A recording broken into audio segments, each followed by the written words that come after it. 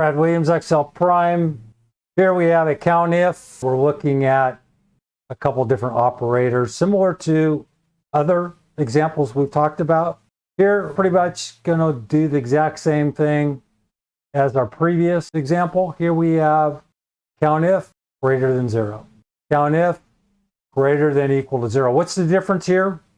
We don't want to count any negative numbers. And here, if we hit F9, we're going to see a whole host of negative and positive numbers. We want to include any zeros and positive in example 2. The other, example 1, we want to count only numbers greater than 0.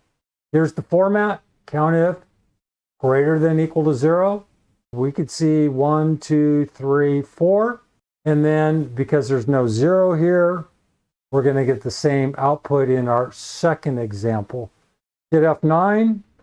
The question is, does COUNTIF count multiple zeros? And that could be a problem because you can see there's 2 zeros.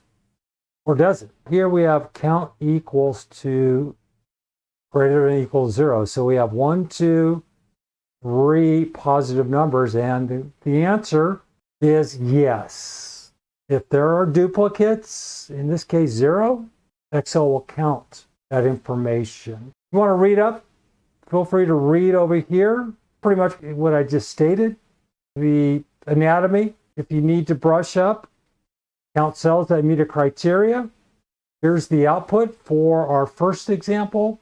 Here's the layout, C5 to C10, greater than 0. Where does that come from? It comes from right here, COUNTIF. Here's your C5 to C10, that's your range. The criteria would be greater than 0 without the quotes. Brad Williams, Excel Prime.